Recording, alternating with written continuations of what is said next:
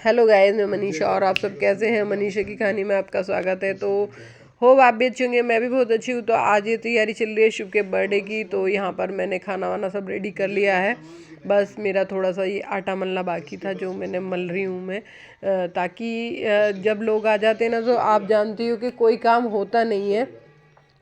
तो मैं सोचती हूँ सबके आने से पहले अपना काम ख़त्म कर लेना चाहिए। तो बस इसीलिए मैंने सब कुछ रेडी कर लिया है। बस थोड़ा सा ये आटा रह गया था, मैंने सोचा ये भी कंप्लीट कर लेती हूँ। तो ये मैं यहाँ पर कर रही हूँ। और ये शुभ का दोस्त आया है और शुभ गया हुआ है केक लेने शुभ अपने भाई के साथ। तो वो मुझसे पूछ रहा है कि आंटी शुभ कहाँ है। तो बस मैं उसको यही कह रही हूँ कि वो अभी आ रहा है, केक लेने गया, आप बैठो। तो वो बता रहा था कि उसका एग्ज़ाम चल रहा है और पेपर वगैरह चल रहे हैं बच्चों के आजकल। तो कह रहे हैं आंटी मैं लेट नहीं, ज़्यादा लेट नहीं हो पाएगा मेरे से। तो मैंने कहा कोई नहीं, तू जल्दी फिनिश करके अपना जो भी है खाना पीना जल्दी से चला जाइए। तो मैं उसको वही बात बता रही थी।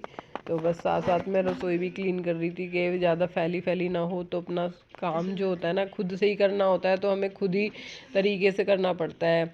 तो देखो यहाँ पे शुभ ने खुद से डेकोरेशन की है। शुभ ने डेकोरेशन करी है, देख तो है। शुभ ने देख की डेकोरेशन खुद से करी है।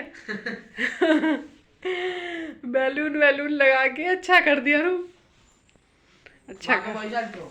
तो यहाँ पर सब लोग डांस कर रहे हैं, सब आ चुके हैं और कुछ लोग बाकी रह गए हैं। तो उनका ही वेट हो रहा है। तो फिर हम सब डांस कर रहे हैं, लेकिन क्यों कॉपीराइट आ जाएगा इसलिए म्यूज़िक बंद करना पड़ा मुझे, क्योंकि बाहर का कोई भी म्यूज़िक वीडियो में नहीं होना चाहिए। तो इसी वजह से मैं सारे म्यूज़िक हर उसका ख़त्म बंद कर देना पड़ता है। तो इसलिए यहाँ पर चल रहा है भंगड़ा।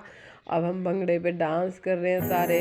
यहाँ पर अन्नू भी आ गया है, सबके साथ डांस किया। अन्नू ने भी बड़ा अच्छा लगा कि वैसे तो अन्नू करता नहीं है ज़्यादातर, लेकिन करता सबके साथ तो अच्छा लगता है उसका करना भी। और सबने बहुत मस्ती से खूब झूम झूम के डांस किया। मुझे आता नहीं है लेकिन फिर भी मैं कर लेती हूँ जैसा भी मुझसे होता है। तो बस खुशी होती है, बच्चे खुश रहे और क्या चाहिए। बच्चों की खुशी में हमारी खुशी है, लेकिन तकलीफ़ दुख बहुत होता है, क्या कर सकते हैं, कुछ नहीं कर सकते। बस ये होता है कि पहले इसके पापा बहुत अच्छे से करते थे, मैं उतना नहीं कर पाती हूँ। हेलो गाइस, ये देखिए मेरी फ्रेंड आई हुई है, दोनों फ्रेंड है मेरी।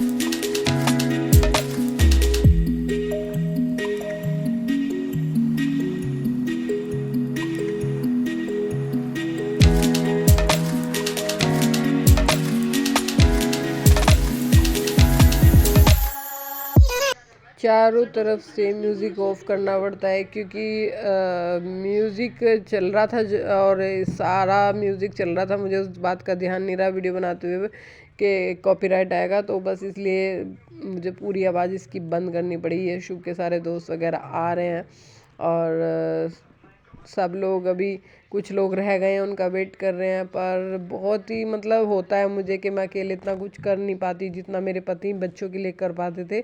वो बहुत अच्छे से सेलिब्रेट करते थे दोनों बच्चों का बर्थडे, लेकिन मैं उतना नहीं कर पाती। मैं फिर भी कोशिश करती हूँ कि उन्हें खुश रखूँ, उनकी हर खुशी का ध्यान रखूँ, क्योंकि शुभ छोटा है घर में।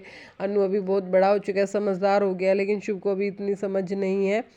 तो वो चाहता है कि मेरा बर्थडे मने। तो बस मैं भी सोचती हूँ उसकी खुशी भी हमारी खुशी है, तो बस लग जाते हैं हम साथ में जैसा भी मुझसे हो पाता है। और बस मैं ज़्यादा लोग तो नहीं बुलाए, बस थोड़े से ही जो घर फैमिली के लोग थे वही बुलाए मैंने, ज़्यादा बड़ा नहीं कर पाती मैं। पहले मेरे हस्बैंड थे तो वो बहुत बड़ा करते थे, सबको बुलाते थे, अच्छे से करते थे।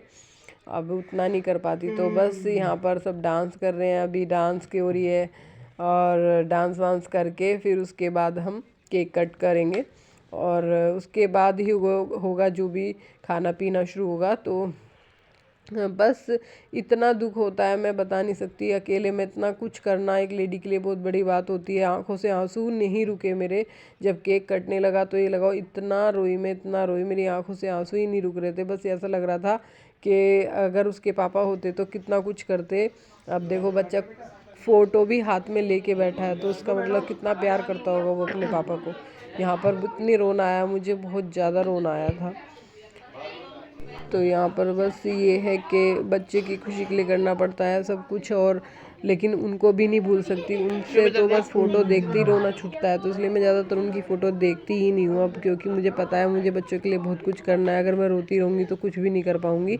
लेकिन फिर भी मेरी आंसू नहीं रुक रहे थे। यहाँ पे मैंने बेटे से कहा कि तुम बैठ जाओ भाई के पास, तो भाई को दोनों भाई बैठ के फ़ोटो वो केक कट करा लो।